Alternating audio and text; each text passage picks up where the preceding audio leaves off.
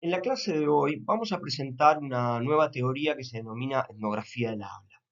Resumiremos las ideas principales de dos autores norteamericanos que son Del Hymes y John Gampers.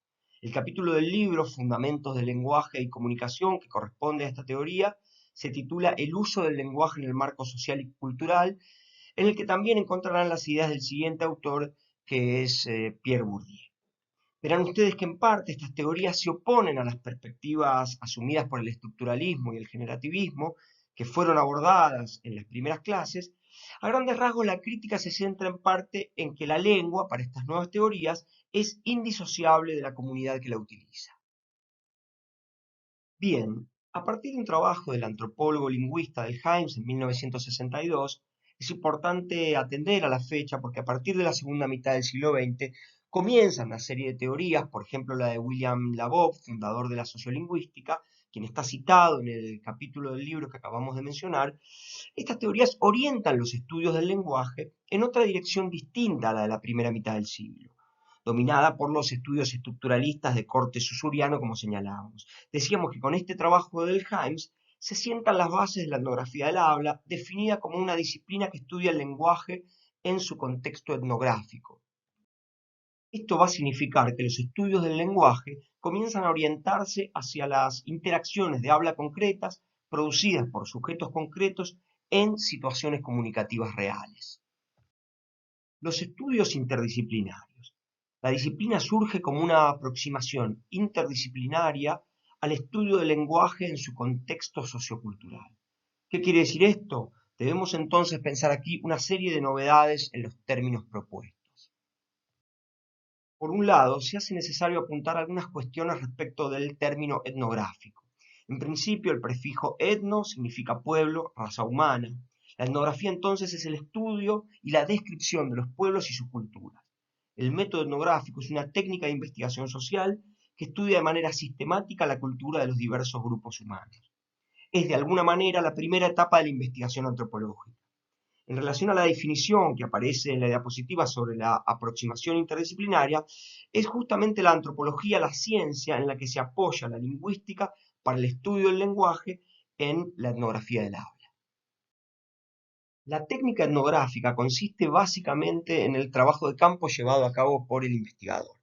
Esto es el estudio directo de un grupo particular por un periodo de tiempo a través de la observación participante y de las entrevistas para describir el funcionamiento de la cultura del grupo en cuestión. Es decir, que un investigador debe pasar un periodo de tiempo prolongado observando un grupo, sus costumbres, etc.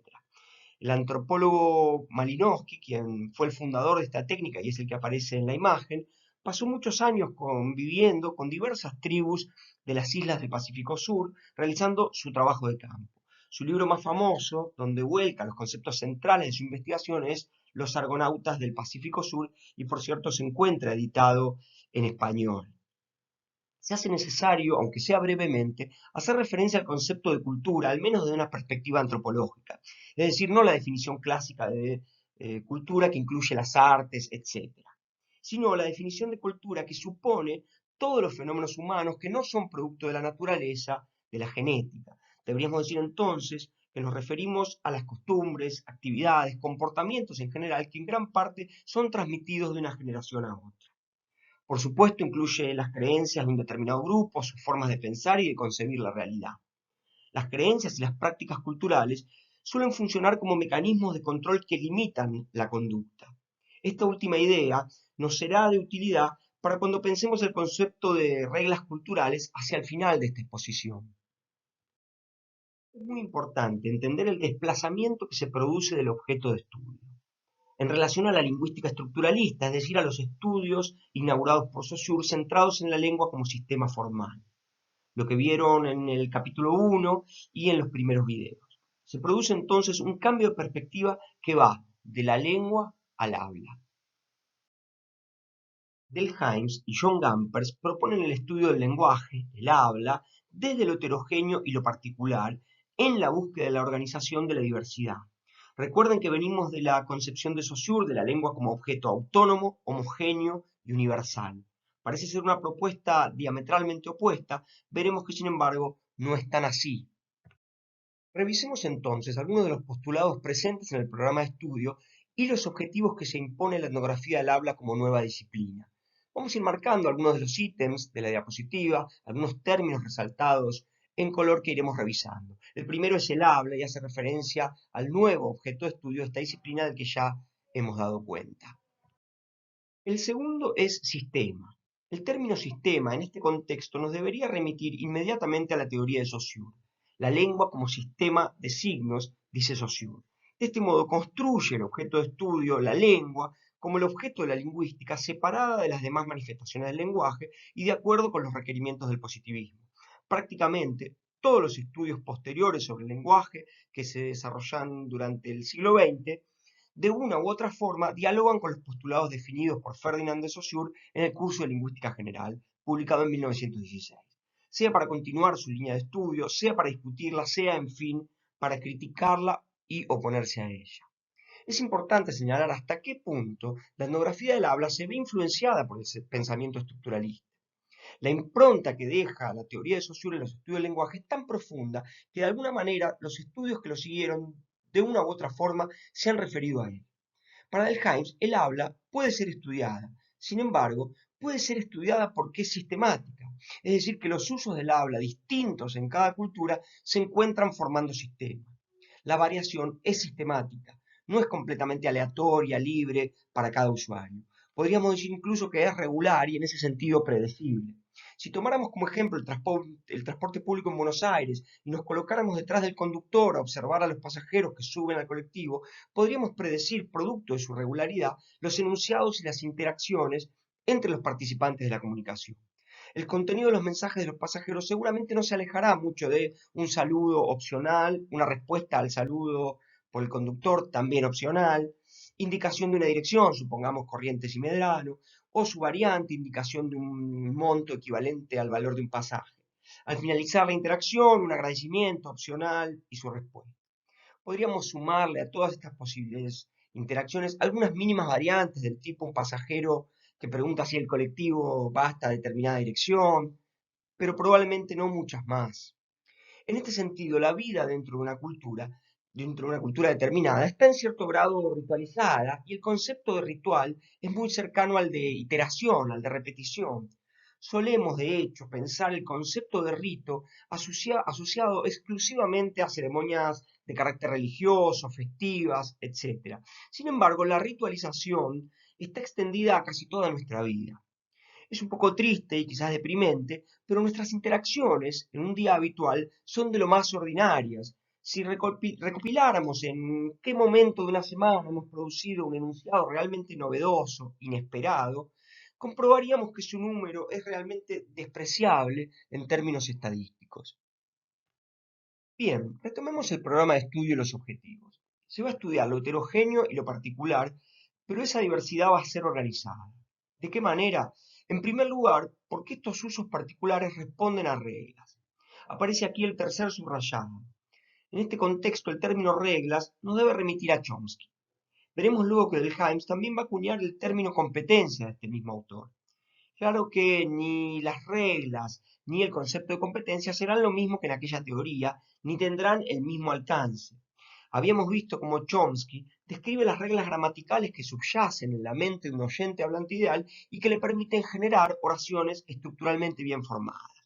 Bien, en el caso de la etnografía del habla, las reglas a las que se hace referencia serán reglas culturales.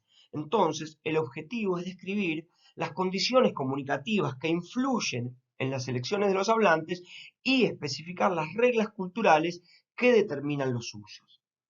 Podríamos pensar un ejemplo muy sencillo en la variación en el uso del pronombre personal vos, usted en Buenos Aires y determinar qué situaciones comunicativas y qué reglas culturales determinan o condicionan el uso de uno u otro. Ante estas opciones que nos provee el sistema de la lengua española, la elección no es totalmente libre y asistemática. Se puede, sin mucho margen de error, prever porque la variación es sistemática, porque el uso está condicionado por las condiciones comunicativas que influyen en las elecciones de los medios lingüísticos y por las reglas culturales que hemos internalizado y nos proveen información de cómo usar la lengua. Vamos ahora a definir cada uno de los componentes del habla que propone Delhaims en su modelo Speaking. Lo primero que podemos decir es que algunos de estos componentes son parte del contexto, de la situación, y otros forman parte de la lengua. Lo importante es entender que los sujetos que forman parte de una comunidad, es decir, que conocen las reglas gramaticales de una variedad lingüística y las reglas culturales a las que hacemos referencia, tienen internalizado el conocimiento de estos componentes, es decir, este conocimiento les proporciona la capacidad de decodificación de los componentes y el registro del modo en que condicionan o de cómo influyen en sus propios repertorios lingüísticos. Esta información les permite contextualizar, es decir, producir enunciados adecuados al contexto. Esto lo veremos más adelante. Cabe aclarar que en realidad el Helms propone 16 componentes y luego los sintetiza en 8 para hacerlo más conveniente en términos mnemotécnicos en el modelo Speaking. Hay que decir que en esta reducción del Helms deja fuera de los 8 componentes la forma del mensaje y el contenido del mensaje, que, sin embargo, en su teoría son parte esencial para la interpretación de los actos de habla. Pasemos ahora a la descripción de los 8 componentes del modelo. El primero es S, escenario y escena. El escenario refiere al tiempo y el lugar, a las circunstancias físicas que sirven de límite y contexto a los actos y eventos de habla. ¿Cuándo y dónde tienen ocurrencia? Si tomamos como ejemplo una charla de un director técnico de fútbol a sus jugadores ante un partido clave, digamos un clásico, decimos que el escenario podría ser el vestuario en el estadio del equipo en cuestión. La escena es la situación psicológica o la definición cultural de una ocasión como un tipo de escena determinado, dice Delhaize. Se puede pensar en cómo se representan los participantes el contexto. La representación de la charla técnica puede ser como una situación informal pero no familiar. El siguiente es P, participantes, hablante, oyente, audiencia en general, destinatario, receptor, en general todos los que participan de la interacción. Importan los roles de cada uno y las relaciones que tienen entre sí. Muchos de los patrones lingüísticos y las decisiones que tomamos en las elecciones de los repertorios lingüísticos están subordinados a la calidad del vínculo social entre los participantes, sintéticamente la simetría o asimetría, y las consecuencias asociadas a esta relación. Siguiendo el ejemplo, los participantes son los jugadores y el director técnico, y hay una relación asimétrica entre ellos. El siguiente componente es ends, fines, la finalidad, las metas, los propósitos. Las funciones para las que sirve el habla derivan de los propósitos y las necesidades de cada hablante. El director técnico puede preparar y exponer la charla con intenciones de motivar a sus jugadores. Entonces, este propósito va a influir en los repertorios lingüísticos y en las estrategias comunicativas que utilice. Podría narrar una anécdota personal de cuando era jugador de fútbol, podría hablarle por momentos a todo el grupo y por momentos a cada uno directamente, etc. El siguiente es A, Act Sequence, secuencia del acto, formas y orden del evento. En nuestro ejemplo, el desarrollo de la charla podría tener una secuencia estructurada preestablecida. Supongamos primero enunciar quiénes serán los 11 jugadores titulares, luego un breve repaso de la función que debe cumplir cada jugador en su puesto en la cancha, y luego quizás sigue el comienzo de la charla motivacional, como indicábamos antes. El quinto es K, de Kiss, clave o tono, manera en que se ejecuta el evento de habla. Puede ser formal, informal, ritual, coloquial, familiar, etc. En el ejemplo de la charla técnica tiende a ser más bien informal. Por supuesto hay margen para variaciones hacia lo formal. Delheim dice que siempre existe la posibilidad de que haya un modo convencionalmente conocido de sustituirla por una clave alternativa. De hecho, hay muchos ejemplos de directores técnicos que utilizan el usted para dirigirse a sus jugadores. El sexto es I, instrumento. Se refiere al canal del evento del habla. Los modos de transmisión, oral, escrito, chat de WhatsApp, cantado, etc. Se suelen identificar en lenguas, dialectos, códigos, variedades, registros asociados al soporte empírico de la transmisión del habla. En el ejemplo, la exposición del director técnico es oral, enfatizando el carácter informal del registro. Bien, el séptimo es N, normas. Las reglas que gobiernan el habla tienen un carácter normativo. Hay normas de interacción y normas de interpretación. Estas reglas implican la estructura social. En el ejemplo, los turnos de habla del director técnico suelen ser los dominantes y los jugadores generalmente deben pedir la palabra y esperar, en parte, para ser autorizados por el director técnico para intervenir. El último es G, géneros. El análisis del habla en actos es un análisis de cualidad genérica. Es decir, que la noción de género permite al hablante la posibilidad de interpretar características formales reconocidas por la tradición. Esta idea proviene de la noción de géneros discursivos de Bakhtin. Géneros tales como poema, cuento, carta familiar, carta formal, entrevista de trabajo, mail, charla entre amigos, son reconocibles porque las posibles variaciones de cada una tienen, sin embargo, entre sí características similares. Quiere decir que las cartas formales se parecen entre sí, que las charlas entre amigos se parecen entre sí, etc.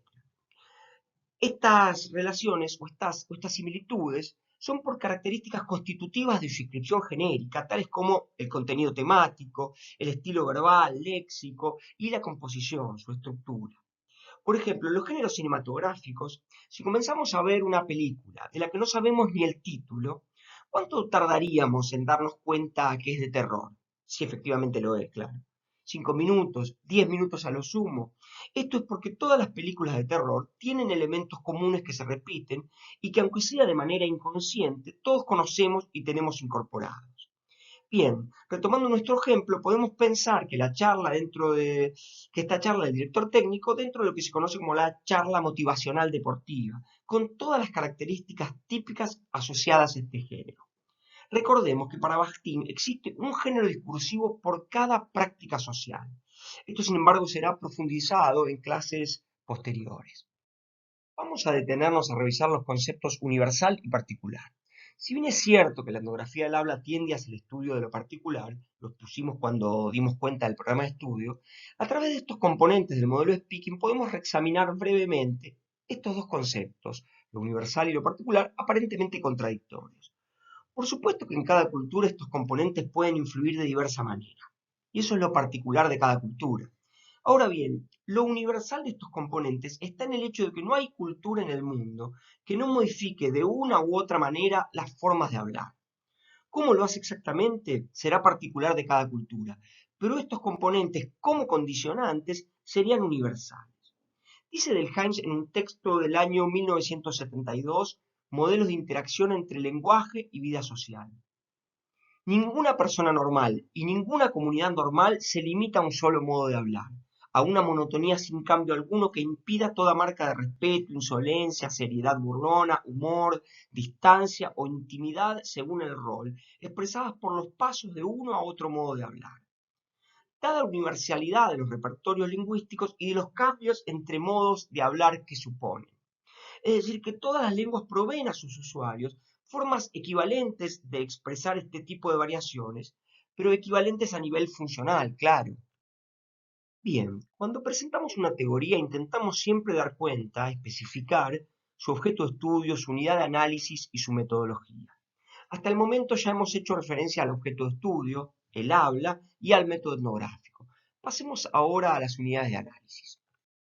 La unidad mínima de análisis de la etnografía del habla es el acto de habla, definido originalmente por el filósofo inglés John Austin en su teoría de los actos de habla como una acción, de allí el término acto, realizada a través de un uso convencional de las palabras, tales como ordenar, prometer, aconsejar, etc. Atendamos entonces al hecho de que la acción se lleva a cabo a través de una fórmula convencional, es decir, acordada por un grupo de personas, que en una determinada comunidad, la pregunta ¿vivís en carpa?, tenga el significado social, es decir, convencional, no de pregunta, sino más bien de pedido u orden del estilo cerrar la puerta, es parte del hecho de que el acto de habla es una suma de la forma lingüística más las normas sociales. Del mismo modo, como vimos en el modelo Speaking, cuando hicimos referencia a los roles de los participantes, que una pregunta tenga el valor de una orden, por ejemplo, cuando un jefe le dice a un subordinado, ¿atendés el teléfono?, depende de la relación social entre las partes. Es decir, que el hecho social, cultural, podríamos decir, de que existan jerarquías, hace que podamos pensar las relaciones esquemáticamente como simétricas o asimétricas, y condicione los repertorios lingüísticos de cada hablante. En consecuencia, la forma gramatical y el estatus del que goza el acto de habla pueden no coincidir. Como se ve en la diapositiva, los corchetes indican que los actos de habla se inscriben, se articulan dentro de unidades mayores que son los eventos de habla. El evento de habla se puede definir como aquella actividad directamente gobernada por reglas o normas para el uso del habla. Una conversación, una exposición de un docente universitario o una charla motivacional de un director técnico pueden ser eventos de habla. Rápidamente podemos pensar que la exposición de un docente o la charla del director técnico tiene una serie de características que responden a reglas y que estructuran todo el evento. Un léxico particular, el trato formal o informal, como ya señalamos. Es posible que en el caso del director técnico, por ejemplo, se puede usar malas palabras, insultos, digamos, lo que se conoce como malas palabras. Y en el caso del docente sería inadmisible el uso de este tipo de léxico. Los eventos de habla no se producen en abstracto, sino que se inscriben a su vez dentro de situaciones comunicativas concretas. Esto no es ni más ni menos que el contexto, la situación material en la que se producen los eventos. En el ejemplo que vimos recién, la exposición del director técnico podría ser en un vestuario cualquiera, en un estadio, en una ciudad determinada. Así como una conversación como evento de habla también puede darse entre dos jugadores en el vestuario o en un bar, etc. Pensemos un ejemplo sencillo con estas unidades. Una fiesta podría ser la situación comunicativa, una conversación en la fiesta podría ser el evento de habla y dentro de la conversación una promesa podría ser el acto de habla. Pasemos ahora a la unidad social de análisis. Recuerden que el hecho de que la etnografía del habla sea una disciplina interdisciplinaria y que la disciplina que acompaña a la lingüística sea una ciencia social como la antropología, requiere entonces la necesidad de definir también unidades sociales de análisis y no solo unidades lingüísticas. En la imagen de la diapositiva utilizamos nuevamente un corchete que indica en este caso que la comunidad lingüística es un concepto más general que incluye a todos los hablantes que tienen una variedad lingüística en común, digamos, por ejemplo, el español, el guaraní, el inglés, el francés, etc. Es decir, que el concepto de comunidad de habla es más restrictivo. De Hams advierte que es importante distinguir con claridad estos dos conceptos en tanto dentro de una misma comunidad lingüística pueden coexistir infinidad de comunidades de habla. Una comunidad de habla es entonces un grupo de personas que comparten reglas para el manejo y la interpretación del habla y reglas para la interpretación de por lo menos una variedad lingüística, es decir, una lengua en común. El manejo de una variedad lingüística no asegura al hablante la capacidad de usar la lengua de manera eficaz y adecuada. Para que haya una comunidad de habla es necesario que haya al menos una lengua en común y además que las reglas que gobiernan las estrategias comunicativas básicas sean compartidas de modo que los hablantes puedan decodificar los significados sociales del habla y no solo los significados referenciales. Los integrantes de una comunidad de habla comparten el conocimiento de las opciones y restricciones comunicativas de una serie extensa de situaciones sociales. Entender la palabra gato como insulto y no solo como animal, mamífero o domesticable supone no solo asignar un significado diccionario, sino también entender el significado social asociado. Del mismo modo, los diferentes significados sociales del término boludo, por ejemplo, que puede usarse como insulto o casi como su opuesto, como forma de marcar cercanía, confianza entre pares. Del mismo modo, lo que le permite a un sujeto saber cuándo usar vos o cuándo usar usted, como decíamos antes. Por supuesto que la globalización en parte, ¿sí? Lo que conocemos como la cultura occidental, ha ido limando muchos de estos matices y diferencias. Este conocimiento de las reglas para el uso es lo que en parte necesitamos para desenvolvernos lingüísticamente de manera adecuada y eficaz en sociedad. Y justamente estas reglas las vamos incorporando en el proceso de socialización. Y es, por cierto, esta socialización, ¿sí?, la que se produce justamente dentro de una comunidad. Veremos que este conocimiento adopta la forma de una competencia.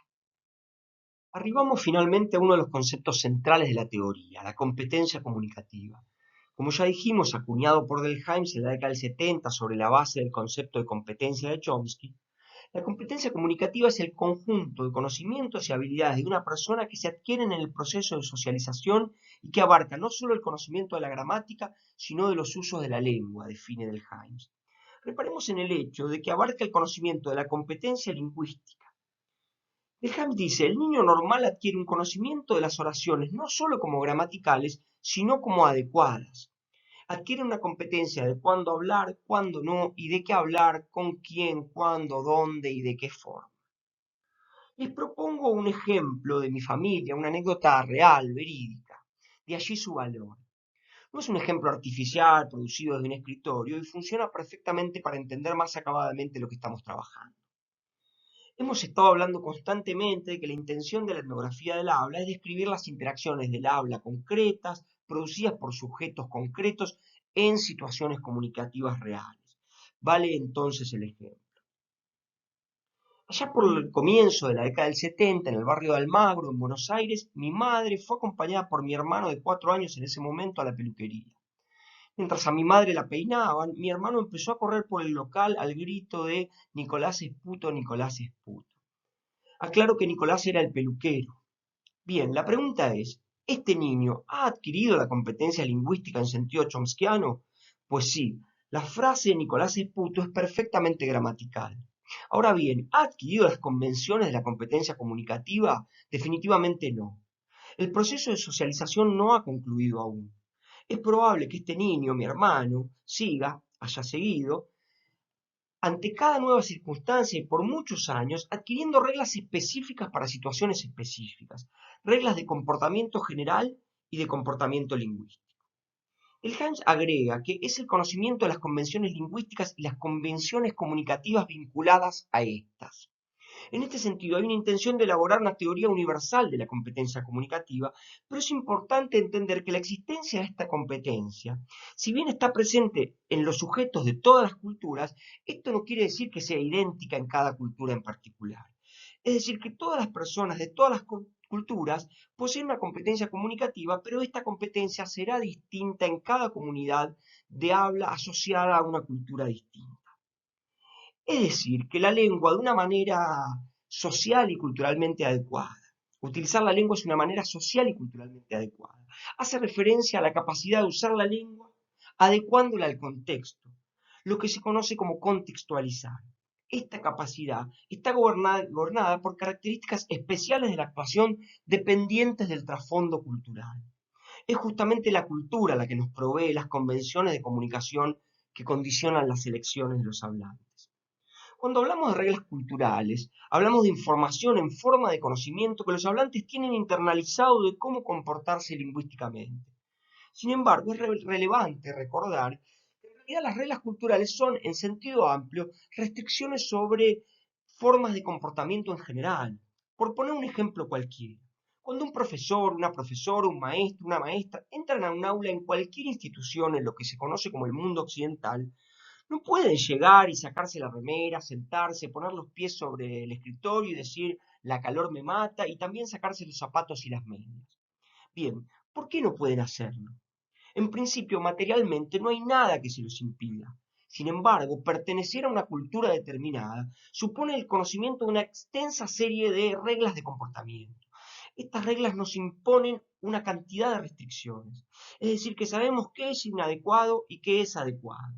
Y del mismo modo, aunque de manera restringida, la competencia comunicativa hace referencia a las reglas culturales específicas para el uso adecuado del lenguaje. Por último, recordemos que la etnografía del habla consiste en describir el sistema de reglas que subyace a los usos de la lengua. Es una disciplina, en parte producto del método etnográfico, con un fuerte sesgo descriptivista. Veremos hasta qué punto la teoría de Pierre Bourdieu, el próximo autor que abordaremos, propone de algún modo una teoría de alcance explicativo de algunos de los fenómenos planteados hoy.